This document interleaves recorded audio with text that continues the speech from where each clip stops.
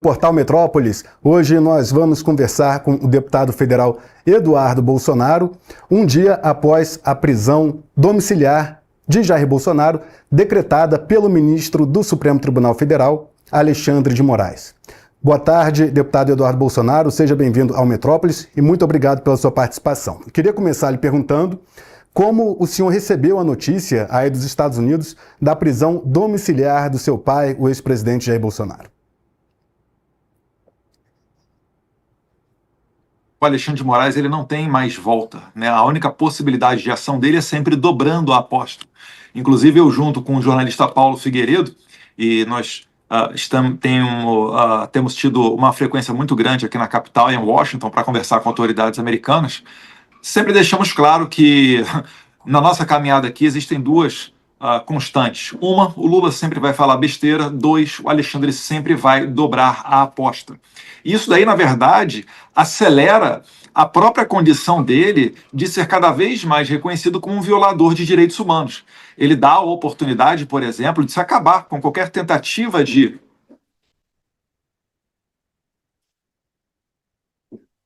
Alô? Com qualquer tentativa de dizer que essa é uma ação pessoal do Trump contra, né, o Alexandre de Moraes, ou em favor somente de Jair Bolsonaro. Então nós recebemos sem surpresa e a gente está agora trabalhando para que mais e mais pessoas, mais e mais autoridades pelo mundo reconheçam o Alexandre de Moraes como esse violador de direitos humanos. E dessa maneira, mais e mais pessoas que hoje em dia sustentam ele no poder, ainda que nos bastidores, pulem fora desse barco que está naufragando. Essa decisão do ministro Alexandre de Moraes, eu apurei que na Casa Branca já há conversas para novas sanções a serem implementadas aqui ao Brasil, né, autoridades brasileiras. E queria que o senhor se pudesse compartilhar também das suas tratativas com autoridades norte-americanas. Quais são essas sanções? Em conversas que eu tive, apurei que tem sanções à esposa de Alexandre de Moraes, Viviane Bastos, que estão no pacote, e também a outras autoridades. Gostaria, por gentileza, que o senhor detalhasse o que está sendo conversado com a Casa Branca neste momento. Primeiro é importante falar, Capelli, que eu não falo em nome de nenhuma autoridade americana, né? Eu sou o Eduardo Bolsonaro e passo aqui adiante uma análise, a nossa percepção, que tem sido muito mais fidedigna até mesmo do que a perseguição do próprio Itamaraty, responsável pela diplomacia nacional. E isso se deve pela frequência com que eu e o Paulo Figueiredo, principalmente, estamos ali dentro da Casa Branca e dentro do Congresso americano. Ele já tem material para sancionar diversas autoridades brasileiras. É claro, a Viviane seria uma válvula de escape para uma saída honrosa do Alexandre de Moraes, mas como ele opta por dobrar a aposta, há sim um risco muito alto de que ela também venha a tomar essas sanções OFAC, porque ela é entendida como o braço financeiro do Alexandre de Moraes. O próprio relógio que ele utiliza, de um padrão de altíssimo luxo, demonstra que não sobrevive apenas com o seu salário. E essa renda vem da sua esposa Viviane. Não à toa, acho que foi até exclusividade do Metrópolis, o anúncio de que os escritórios de advocacia de não só a esposa de Alexandre de Moraes, mas como de outros familiares da Suprema Corte, já foram mapeados pela inteligência americana. Isso é uma verdade, Capelli, é uma informação fidedigna. Agora a gente tem que esperar para ver qual será a resposta. Muita coisa sobre a mesa, né? Provavelmente uma nova onda de confisco de vistos americanos, né? A possibilidade de sancionar a própria esposa do Alexandre de Moraes. E se isso daí for passar, então, pela mão ainda do presidente Donald Trump, e aí a resposta é ainda mais imprevisível do que ele possa fazer. Então, vamos aguardar aí o que será feito, mas acreditamos que uma resposta à altura será dada, já que Alexandre de Moraes, com essa ação de prender de domiciliarmente o presidente Bolsonaro, ele, na verdade, está mandando um recado para os americanos de que está dobrando a aposta. Quais seriam as sanções à esposa de Alexandre de Moraes, a advogada Viviane Bastos de Moraes, que tem o escritório Bastos de Moraes? Quais seriam as sanções a ela? Porque a Lei Magnitsky, ela foi aplicada contra o ministro Alexandre de Moraes. contra a cônjuge dele, acredito que não será essa mesma punição. Então, poderia detalhar o que está em discussão aí em relação à esposa do ministro? Sim, está em tela a própria sanção ou FEC, a mesma que Alexandre de Moraes tomou, para que a sua esposa, né, a advogada Viviane, que ela também receba esta sanção. E isso daí seria, caso venha a ocorrer, mais uma vez não falo em nome de ninguém aqui dos Estados Unidos, mas isso aí se verificando seria um recado claro também para os demais ministros do STF. O que a gente está buscando aqui, Capelli, é que de uma maneira menos traumática possível, a gente consiga resgatar uma condição de normalidade democrática no Brasil. Não podem, né, prender um ex-presidente Bolsonaro antes sequer de uma condenação, por mais fajuta que seja, porque teoricamente ele utilizou de maneira indireta a rede social. Não pode, a nossa Constituição ela proíbe que alguém seja preso por conduta de outro. E não faz sentido sequer esta medida cautelar de proibir o presidente Bolsonaro de poder se manifestar nas redes sociais. Quanto mais de colocá-lo na cadeia, porque eu, o Flávio ou algum dos filhos do Bolsonaro compartilhou alguma mensagem que ele porventura deu nesses últimos dias. Isso daí é ditadura escancarada. Isso aí é violação da Declaração Universal dos Direitos Humanos, artigo 19 e artigo 21. É por isso que a sanção OFEC ela foi, sim, de maneira apropriada, aplicada a Alexandre de Moraes, que agora está na seleta lista de sancionados pelo Office of Foreign Assets Control, com membros do Hezbollah, do Hamas, pessoas da ditadura da Nicarágua, da ditadura da Venezuela. Então, um violador de direitos humanos não merece estar sentado dentro da mais alta corte brasileira. Eu espero que os senadores tenham consciência para que a gente mova Alexandre de Moraes para fora da corte. Deputado, ainda sobre a decisão do ministro que determinou a prisão domiciliar de Bolsonaro, há uma interpretação de pessoas no Supremo Tribunal Federal com as quais eu conversei, e também de algumas pessoas na política, de que teria havido, de certa forma, ali uma provocação com a postagem do vídeo, uma vez que havia uma determinação expressa do ministro Alexandre de Moraes para que não fosse utilizada rede social nem de Bolsonaro, nem por meio de terceiros, como acabou acontecendo. Como Capelli, o senhor vê... eu não fui notificado de nada. O que não está nos autos não está no mundo. Que história é essa de Alexandre de Moraes querer obrigar pessoas que nunca foram informadas da decisão dele sobre uma conduta relativa a um terceiro, no caso de Jair Bolsonaro, que eu não poderia fazer, que o Flávio não poderia fazer?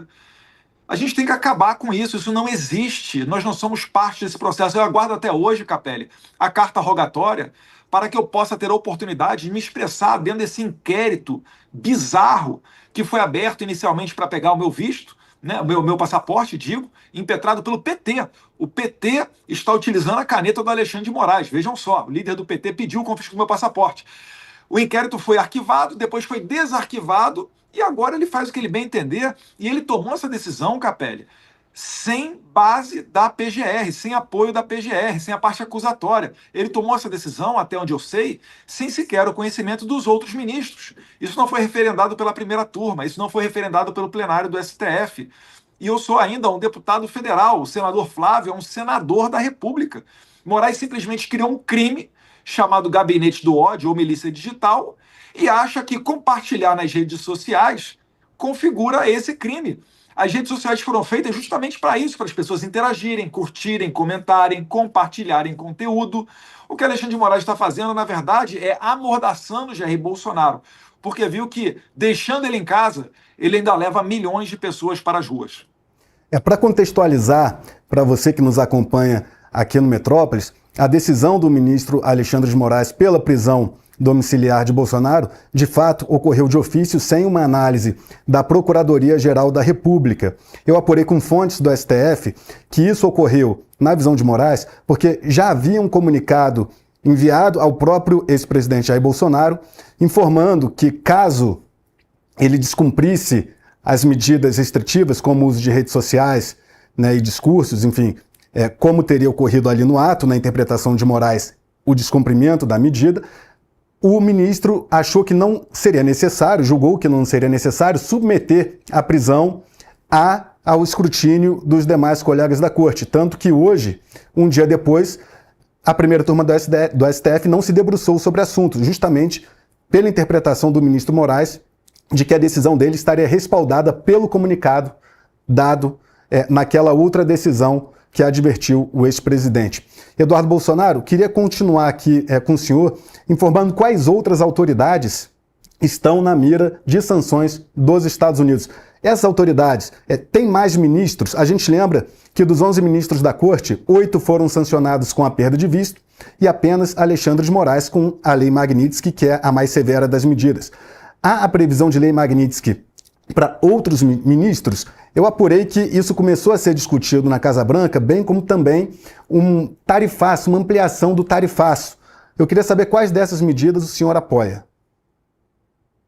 Eu acredito que dobrar a tarifa ou qualquer aumento de tarifa não vai ser o melhor dos caminhos. Eu acredito que as sanções, na medida da ação de cada indivíduo, de cada autoridade brasileira, seja o caminho mais correto. É por isso até que eu estou defendendo aqui para que não se extrapole, e talvez isso possa até ser uma estratégia do Alexandre de Moraes, não sei, e a aplicação de sanções OFAC nesse momento para outros ministros da corte.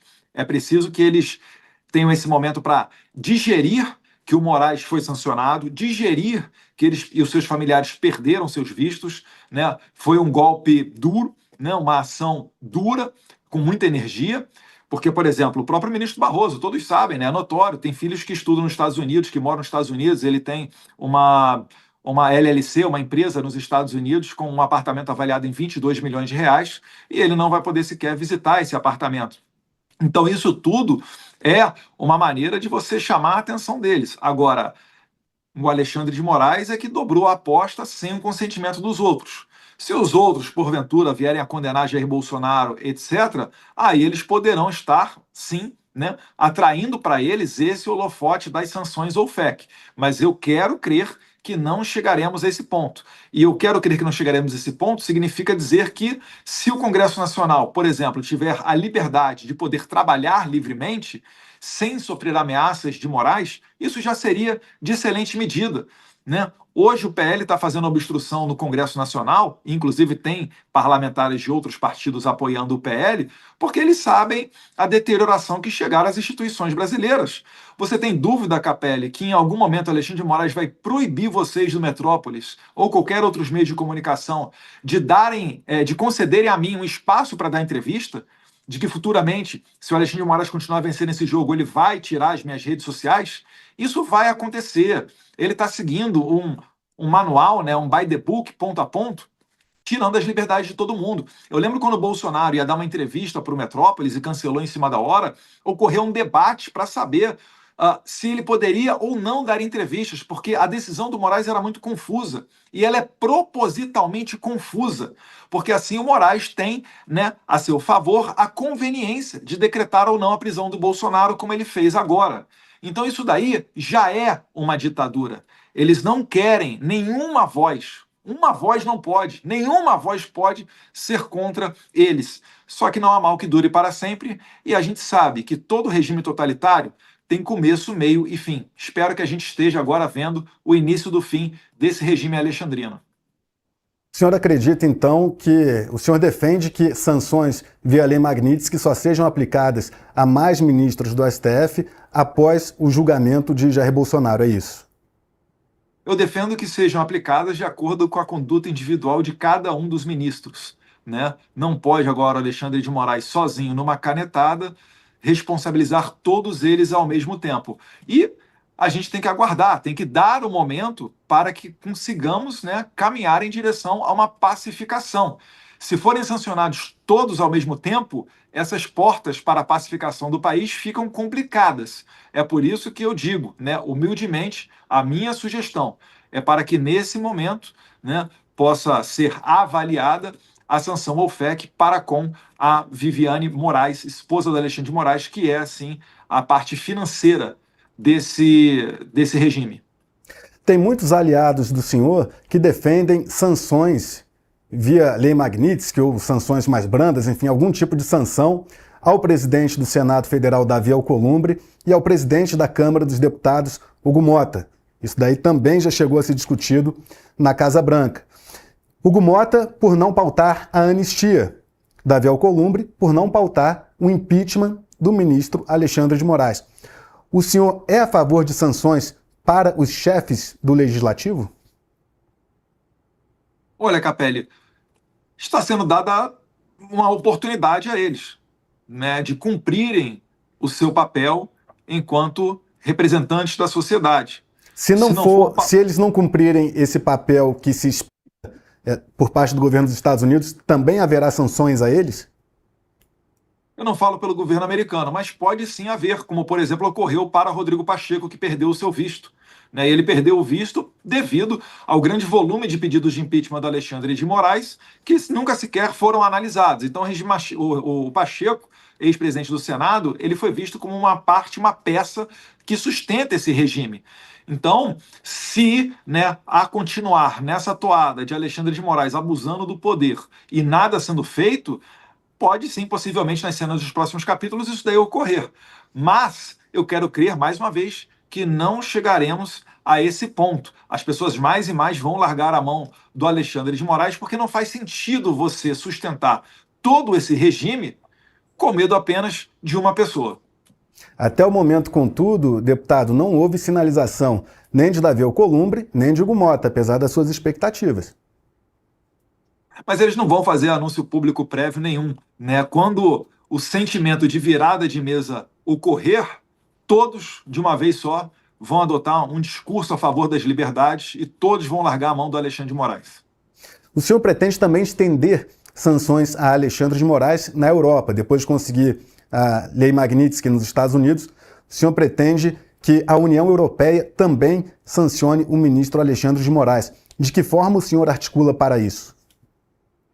Eu tenho um contato muito próximo com o eurodeputado Dominique Tarzinski. Existem outros do Partido Vox da Espanha, do Chega de Portugal, e por aí a gente vai conseguir fazer, né, o mesmo movimento que nós fizemos nos Estados Unidos, que é o de denunciar as violações de direitos humanos do Alexandre de Moraes, fazendo com que a Europa acompanhe os Estados Unidos nessas sanções. E isso daí já tem precedente com o ministro da Suprema Corte da Venezuela, o Michael Moreno. E o Alexandre de Moraes acelerando, né, mais uma vez, abusando do seu poder e prendendo Jair Bolsonaro numa decisão monocrática que sequer cabe habeas corpus hoje em dia, o que iguala o Brasil ao tempo do tão criticado AI-5, que eles dizem, isso tudo daí acelera a possibilidade de sancionar o Moraes também na Europa, porque fica mais claro, cada vez mais patente, de que ele é sim um violador de direitos humanos e mereceu as sanções vindas por parte dos Estados Unidos. Mais uma vez, está claro que não é mais uma discussão entre direita e esquerda, mas sim entre garantias e liberdades mínimas. Tanto que até mesmo imprensa de esquerda, como The Economist ou mesmo Financial Times, que é talvez a leitura mais consumida pelos progressistas no mundo, estão dando conta de criticar o Alexandre de Moraes. Nem mesmo aí num jogo do Corinthians, o seu time do coração, ele tem mais tranquilidade. E ele se rebaixa, mandando um sinal obsceno, que não condiz com a estatura de um ministro da Suprema Corte brasileira, né? Mostrando o seu dedo do meio ali, mas no final do jogo. Então isso tudo vai mostrando que o Alexandre de Moraes já está isolado pelo mundo. Ele não tem amparo, ninguém no sistema bancário internacional está bancando o Alexandre de Moraes. Todos eles dizendo que vão cumprir as sanções OFAC dos Estados Unidos.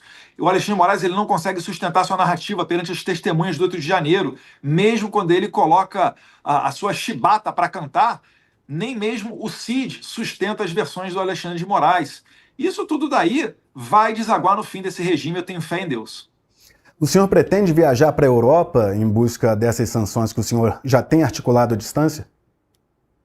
Sim, pretendo ir ao Parlamento Europeu. Já tem um convite feito pelo parlamentar polonês Dominik Tarzinski, né, para viajar para lá, dentre outros países. Então, está na nossa rota. Eu só tenho que me assegurar de que eu não serei mais uma vítima do Moraes e fazer, né, gestões para descobrir se a Interpol está ou não pedindo a minha prisão. Eu acho difícil que a Interpol siga validando as decisões do Moraes, uma vez que ele já teve a extradição do Oswaldo Eustáquio negada pela justiça espanhola, a extradição do Alan dos Santos negada pelos Estados Unidos, ainda durante o governo Biden, e mesmo os brasileiros, que o Alexandre de Moraes pediu a prisão e extradição na Argentina, em que pese meia dúzia ainda seguirem presos, o que é lamentável, nenhum deles foi extraditado. Então, há esse caminho e muito provavelmente a gente vai estar com as malas prontas indo para a Europa para fazer esse mesmo trabalho, porque eu não vou desistir do meu Brasil. Tem também o caso da Carla Zambelli, né, que está na Itália, né, depois de ser condenada pelo STF a 10 anos de prisão por invasão ao sistema do Conselho Nacional de Justiça, foi para a Itália e também busca permanecer e evitar a extradição. A gente vai entrar no caso da Zambelli daqui a pouquinho, mas antes eu queria só checar se é isso mesmo. Então, o senhor pretende ir à Europa? Qual a data que o senhor trabalha? Eu pretendo ir para a Europa. A data ainda não está definida, Capelli, porque eu tenho que me certificar com relação à minha segurança.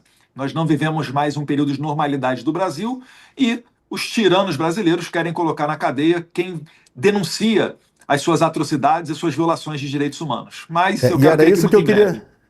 Isso que eu queria detalhar. O senhor pretende ir muito em breve, então imagino que nos próximos meses, mas antes gostaria de se certificar de que não será preso por ter o nome inserido na lista da Interpol. É isso, o senhor teme uma prisão determinada pelo judiciário brasileiro de desembarcar fora dos Estados Unidos e ser preso. É isso. Há esse temor.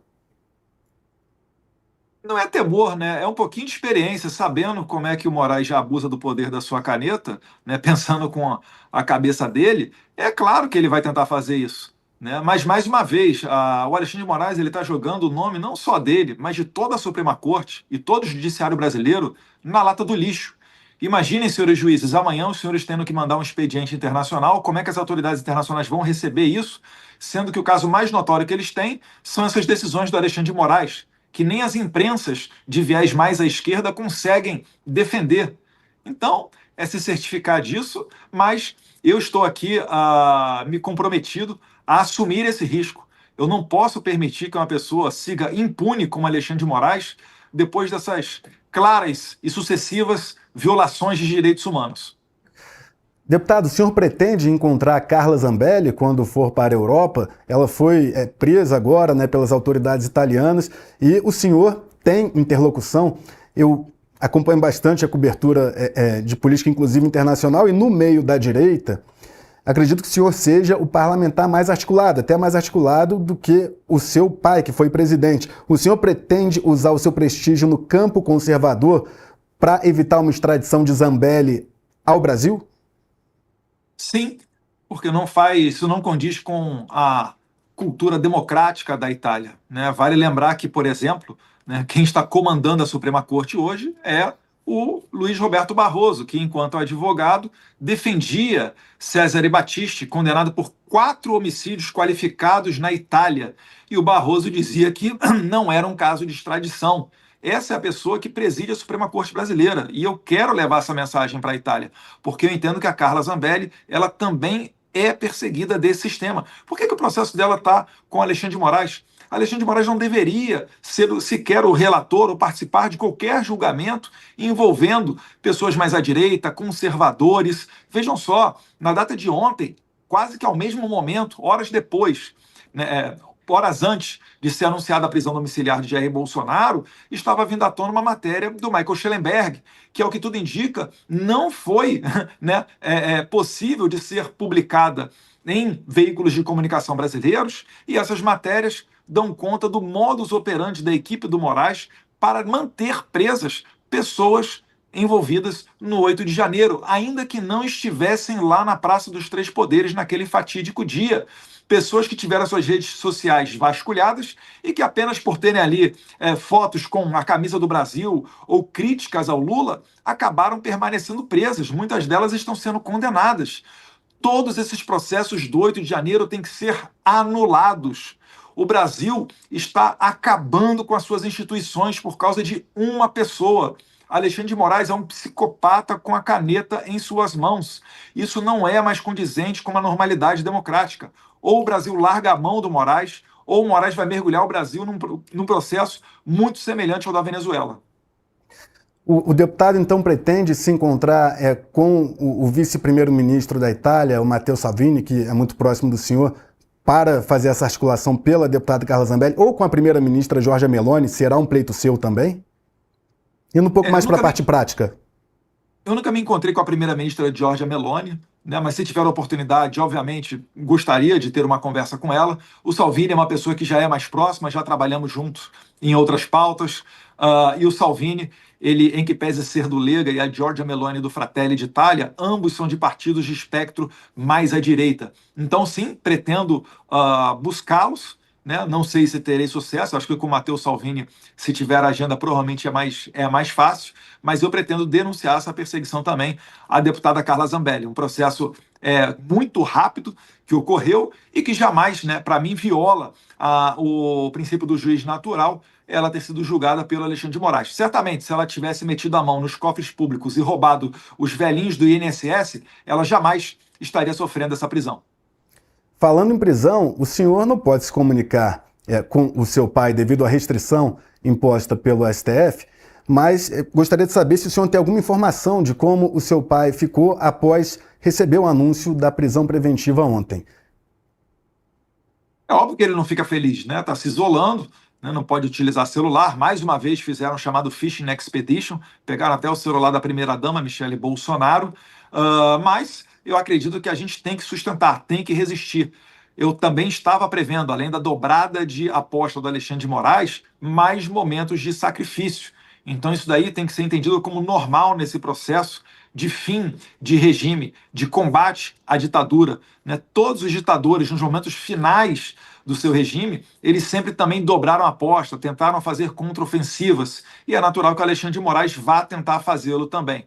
Mas, se seguirmos adiante e tendo liberdade de expressão para denunciar os crimes deles, sem se importar com a perseguição que ele vem a fazer contra nós venceremos, pode ter certeza disso. O senhor deu essa informação aí que teve a apreensão do celular da Michele. O senhor chegou a conversar com ela para saber a reação dela naquele momento? Não, ainda não, Capelli, ainda não. Outra pergunta que eu queria fazer para você, ainda dentro do pacote de sanções dos Estados Unidos ao Brasil, é a questão do tão falado tarifaço, né? A gente lembra que as sanções não foram apenas a ministros da Corte, com a perda de visto, não apenas ao ministro Alexandre de Moraes, com a perda do visto e a lei Magnitsky, mas também a questão do tarifaço que elevou aí a tributação norte-americana sobre produtos brasileiros. O senhor se arrepende de articulação em solo norte-americano ter também levado ao tarifaço? De maneira nenhuma, né? Essa foi uma estratégia, um caminho decidido pelo presidente Donald Trump, né? E certamente ele é um negociador muito melhor do que eu, visto que tem um sucesso em sua vida empresarial gigantesco, né? Ele optou por fazer essas tarifas por entender que existem pessoas do mercado financeiro, da parte econômica brasileira, que dão suporte ao Alexandre de Moraes. E nas palavras do seu próprio representante comercial, o senhor Jamison Lee, ele diz que 10% das tarifas são por razões comerciais, 40% é devido à geopolítica, ou seja, devido à crise institucional. Eu também gostaria de que essas tarifas não fossem aplicadas, mas para tanto é preciso o Brasil voltar à sua normalidade democrática. Não existe, né, não é frutífero você se quer fazer uma delegação de alto nível de senadores para virem aos Estados Unidos tentar negociar essas tarifas sem antes dar um primeiro aceno de que o Brasil está comprometido com o resgate da sua normalidade democrática. Por isso que eu critiquei a vinda dos senadores aqui para o solo americano. Primeiro, porque só se encontraram com desafetos de Trump, né, opositores políticos de Trump, e isso daí com certeza não contribui para solucionar o problema, mas também porque tentam trazer aqui a possibilidade de recuo do presidente americano. E como sabemos, o Moraes, né, sempre identifica qualquer medida nesse sentido como uma fraqueza. Por isso que eu tenho batido na tecla que cada vez que o Moraes dobrar a aposta, nós temos que dobrar a aposta também nessas respostas internacionais. É por isso que mesmo com a decretação da prisão do meu pai, mesmo sendo uma pessoa inocente, sem crimes, sem provas, apenas pelo sofá da sua casa ter acenado a manifestantes que estavam nas ruas celebrando, né, pela primeira vez uma medida rigorosa contra esse ditador chamado Alexandre de Moraes, mesmo com a prisão de Bolsonaro, eu não me intimido e vou seguir levando adiante a possibilidade de sanção de Moraes também na União Europeia. No final, Capelli, não haverá nem Paris.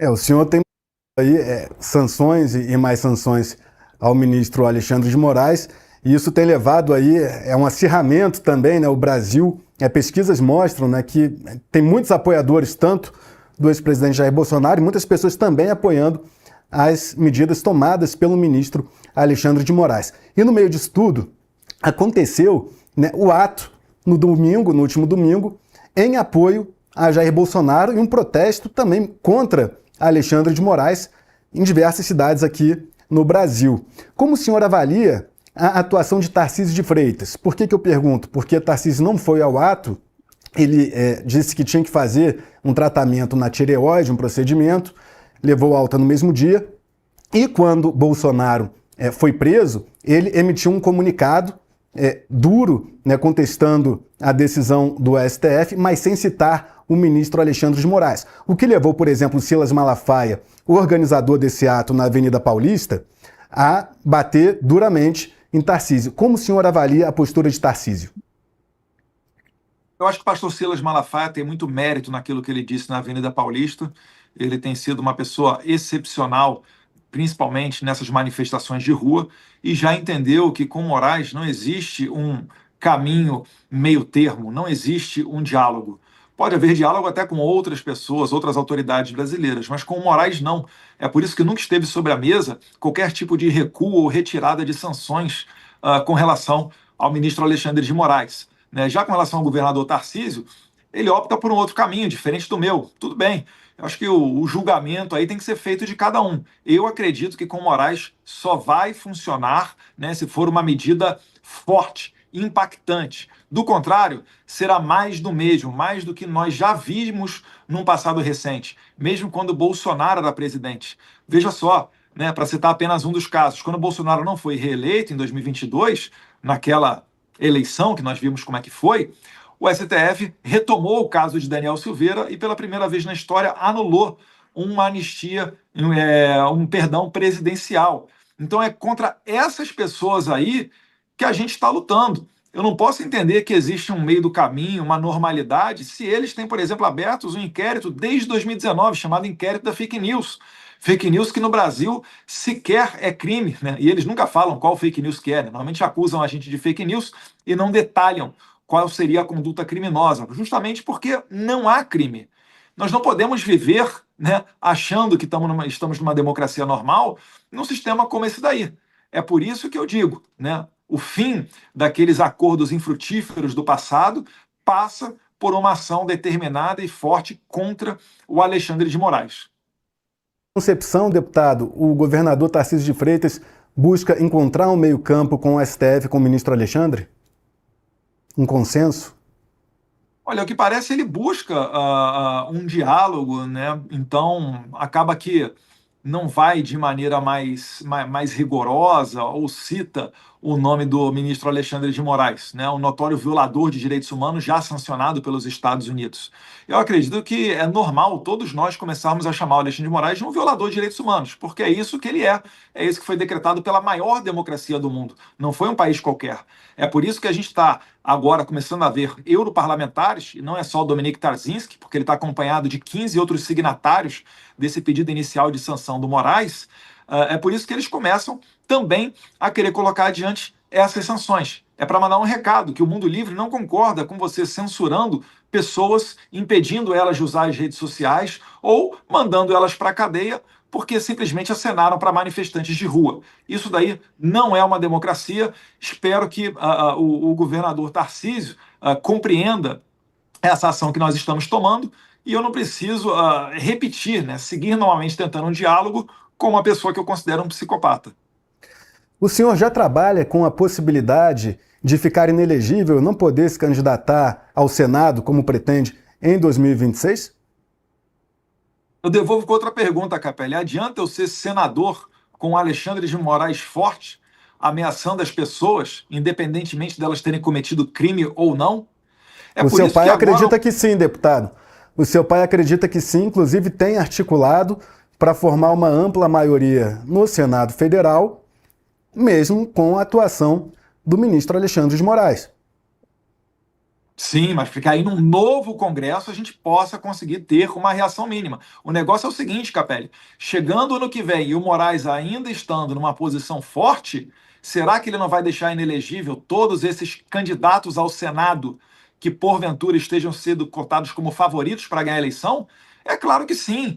É hora da gente quebrar esse cristal. Não haverá Brasil, não haverá eleição, haverá uma ficção ano que vem.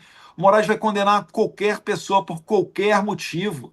Ele agora está dando a oportunidade, com essa nova regulamentação do Marco Civil, para que qualquer um dos 18 mil juízes do país derrubem redes sociais, na eleição do ano que vem, principalmente. Então a gente vai ter uma eleição sem rede social, onde a direita é forte. A gente vai ter uma eleição com diversos candidatos inelegíveis. Olha só, né? Eu, por exemplo, Gustavo Gayer, dentre outros do meu partido, temos processos dentro da Suprema Corte. Quais são os deputados, Eduardo, deputados ou senadores que, na sua concepção, correm o risco de ficar inelegíveis além do senhor?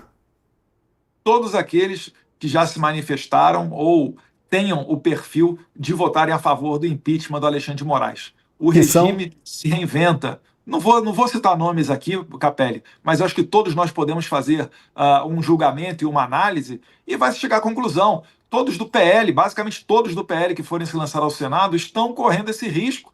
O PL é o partido recordista de ações dentro do STF, né? A esmagadoríssima maioria delas apenas por falas. Esse aqui que vos falo, o deputado federal mais votado da história do Brasil, tem um PAD, um processo administrativo correndo dentro da Polícia Federal, porque eu sou policial federal antes de ser congressista. E isso com base em discurso meu feito da tribuna. Então, veja só, eles estão querendo fazer um movimento até semelhante àquele ocorrido com o Deltan Dallagnol para tentar, através de um processo administrativo, me deixar inelegível. Tem um processo que está pronto para julgamento há meses, há bons meses, da Tabata Amaral, que ela move contra mim, devido a uma discussão, uma troca de farpas na internet, sobre o seu projeto de lei dos absorventes, diz ela, grátis, né? E o Alexandre de Moraes é o relator. Você acha que ele vai fazer o que com esse processo, Capelli? Você acha que qual vai ser o futuro desse PAD que eu enfrento dentro da Polícia Federal? É claro que eles vão me deixar inelegível. Isso daí é justo? É democrático? É certo? Eu que não roubei ninguém, não cometi ilícito nenhum, apenas ousei expor as violações de direitos humanos de Alexandre de Moraes? Não haverá Brasil ano que vem se a gente não consertar esse problema agora.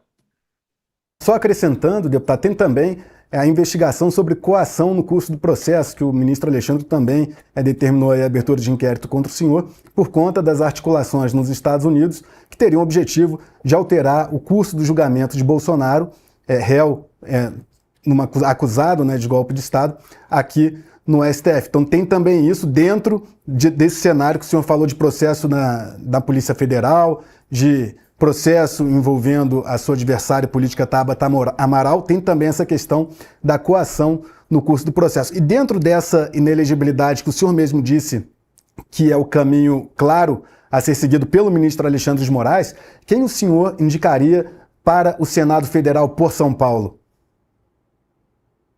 Olha, Capelli, primeiro é necessário dizer que essa narrativa que o Moraes tenta construir, dizendo que eu estou fazendo uma atuação de maneira pessoal para salvar apenas o Jair Bolsonaro, isso daí é uma mentira.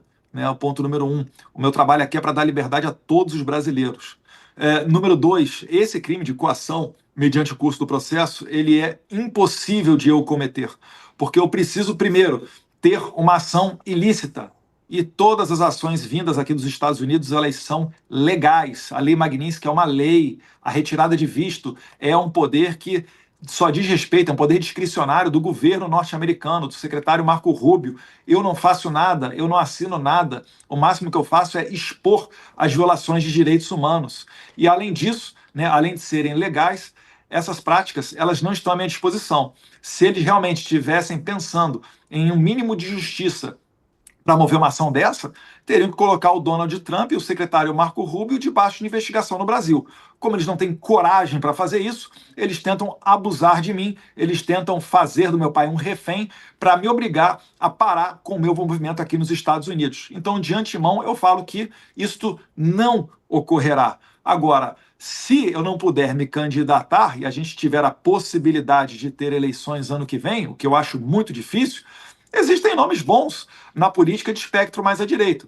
Tem o deputado estadual Gil Diniz, né, tem o secretário Verrit, você tem o pastor Marco Feliciano, que é uma pessoa que busca também a possibilidade dessa candidatura, mas isso daí está em aberto. Mais uma vez, Capelli, é difícil você acreditar que vai existir eleição no Brasil com um Moraes forte. Ele vai continuar abusando do seu poder e vai levar o Brasil para o fundo do buraco.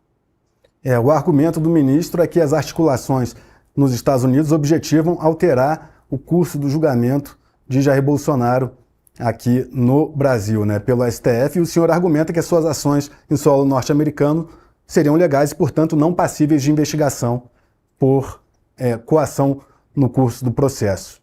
É só você ver, Capelli, a carta, por exemplo, a declaração da Casa Branca, ela é expressa, o título dela fala na deterioração da democracia brasileira e cita vários pontos, como, por exemplo, a censura ao jornalista Paulo Figueiredo e outras ordens bizarras para tentar prender cidadãos americanos por conta de posts que eles fizeram nas redes sociais a partir do solo americano. Também tem no contexto ali o caso do Rodrigo Constantino, dentre vários outros. Então não é uma questão pessoal de vamos salvar o Jair Bolsonaro. O Jair Bolsonaro ele é mais uma das vítimas do Alexandre de Moraes. Está sendo acusado de um golpe aí, que eu chamo de golpe da Disney, e todo mundo sabe que não existe qualquer nexo que conecte ele a esses fatos. Nem mesmo o Cid assume que ocorreu, né, qualquer tipo de coisa relativa à ordem de Jair Bolsonaro para qualquer fato desencadeado aqui no Brasil. O senhor vislumbra a mudança na composição do Supremo Tribunal Federal para alterar o curso dos julgamentos de Bolsonaro? Algum ministro que já se mostrou a favor de uma condenação recuou diante da ofensiva dos Estados Unidos? Olha, nós vimos aí o ministro Fux sendo contra a imposição de tornozeleira no presidente Jair Bolsonaro, né? Ele já vinha dando algumas sinalizações de que não estava confortável com esse processo todo. Ele participou da oitiva de diversas testemunhas presencialmente, mostrando seu interesse nessa situação. Agora, com certeza, pelos bastidores, a gente sabe que tem vários outros ministros que não estão confortáveis com essas medidas do Alexandre de Moraes. Se tivessem confortáveis, teriam assinado uma declaração em apoio ao Moraes por ocasião do recebimento da Lei Magnitsky, das sanções OFAC, que ele recebeu. E o Moraes não conseguiu fazer nem sequer a maioria dos membros do STF uma carta a favor dele, restando ao presidente da corte, né, ministro Barroso, a fazer uma declaração em tom cabisbaixo apenas para registrar um suposto, né, posicionamento da corte. E depois, numa nova investida, convocou o presidente Lula para fazer um jantar, em que não foi nem a maioria dos ministros. E o Fachin só foi de última hora dizendo: olha, não estou indo em apoio ao Alexandre de Moraes. Eu estou indo a esse jantar porque eu sou o próximo presidente da corte. Então, cada vez mais o Moraes está sendo isolado. Tem uma matéria muito boa do Poder 360 dando conta disso daí também. Tem uma visão de parte dos aliados de Bolsonaro de que o ministro Gilmar Mendes, por ser o decano da corte, o ministro mais antigo, ele seria uma espécie ali de voto de Minerva, um fator determinante na composição do Supremo.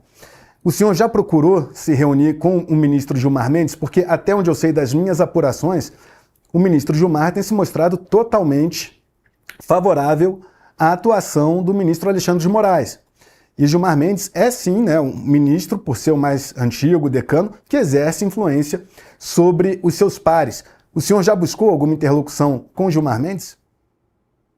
Capelli, até por questões éticas, não é bom a gente colocar tudo a público. O que eu posso garantir para você é que os bastidores estão aí pegando fogo, né? Muita gente se falando, muitos interlocutores, muito brainstorm, né? Debates de ideias, e talvez daí possa nascer até uma solução. Agora, o que é claro é que nesse ambiente já temos uma Suprema Corte que nem sempre segue a lei, né? Eu estou sendo até eufemista aqui para falar.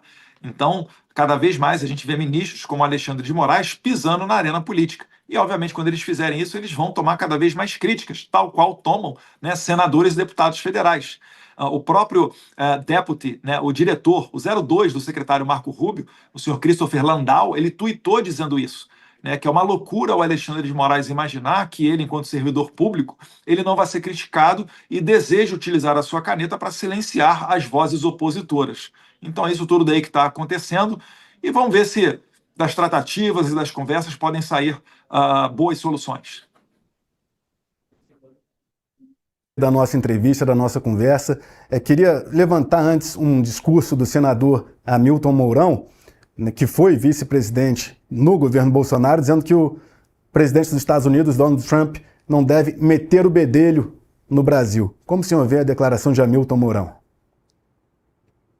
Capelli, eu não vou perder tempo, né, da nossa preciosa entrevista comentando o que o Mourão fez, né? Eu deixo o público, né, do Rio Grande do Sul, principalmente os eleitores dele, falarem por mim. Bom, então já que o senhor concedeu mais minutos aí para a nossa entrevista, eu queria falar sobre 2026, a articulação ao Senado. Antes de o seu pai receber aquela restrição de se comunicar com a imprensa, de conceder, né, entrevistas que vão para as redes sociais para tratar de inquérito e tudo mais, ele disse, numa apuração que eu fiz junto a ele, que já tinha se reunido com o Gilberto Kassab, do PSD, com Antônio Rueda, do União Brasil, e com Ciro Nogueira, do Republicanos, do Progressistas, PP, para fazer uma base forte para disputar o Senado em 2026. Segundo a previsão de Jair Bolsonaro, seriam cerca de 43 senadores eleitos pela direita com esses partidos de apoio.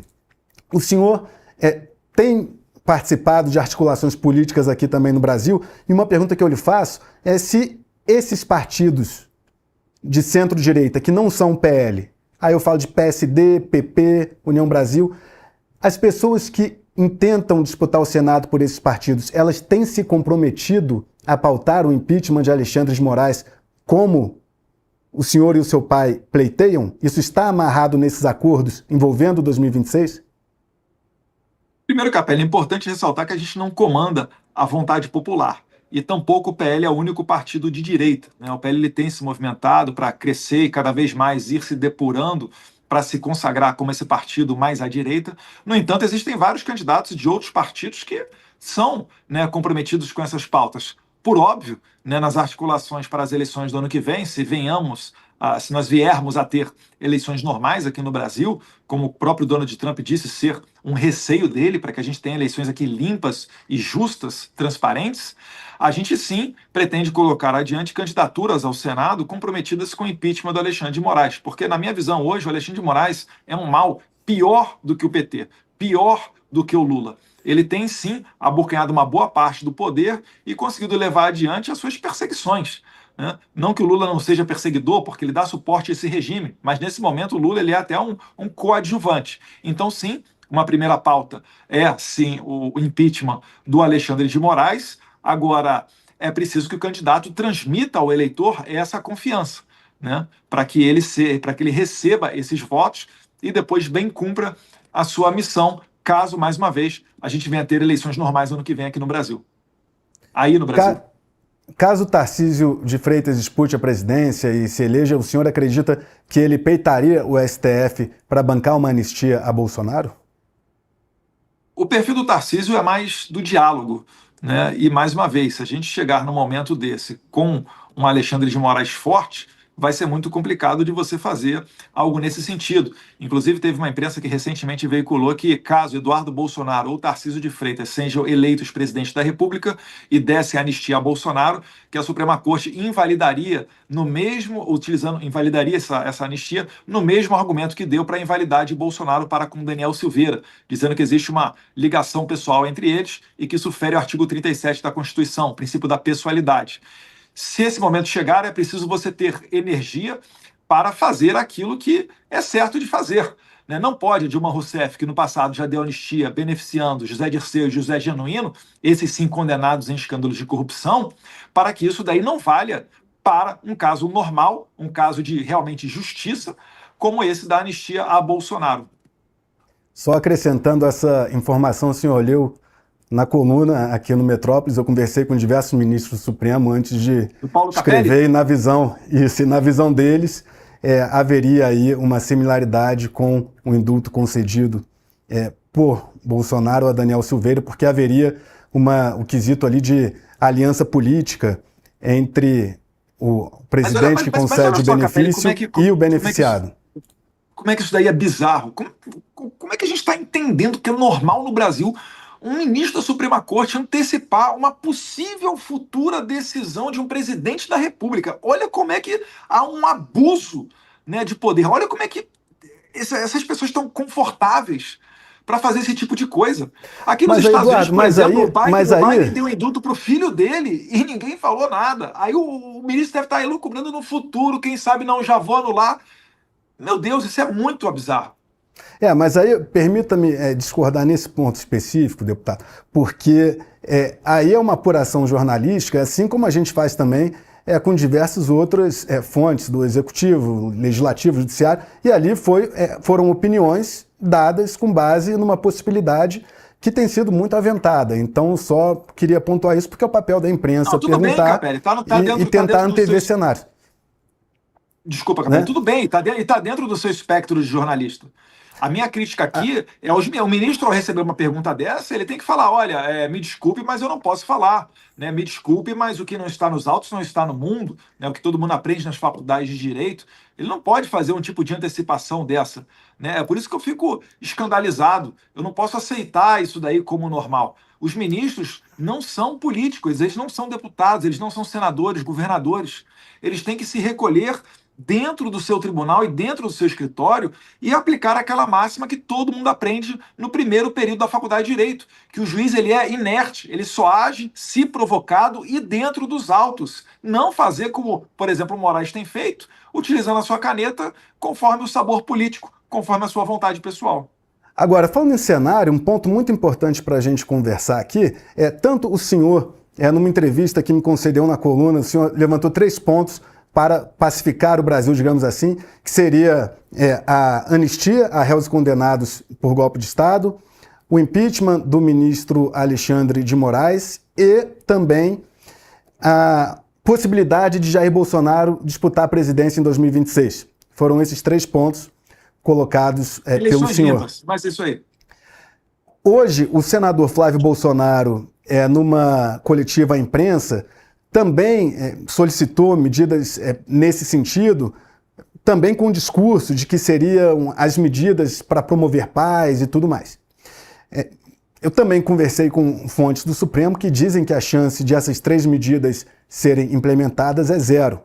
Diante desse cenário de pleitos feitos pelo senhor, pela família Bolsonaro, que tem uma adesão grande também de eleitores no Brasil, e diante da posição do Supremo de não mudar de postura, mesmo diante das pressões internacionais, qual o cenário que o senhor acredita que se desenha para 2026? Não cabe ao Supremo um papel político, né? O Supremo tem que respeitar o Congresso Nacional. Ao tomar esse tipo de atitude e antecipar um juízo de valor, dizendo que poderia até decretar a inconstitucionalidade dessas medidas aprovadas pelo Congresso, o Supremo Tribunal Federal está forçando o Brasil a um momento de ruptura.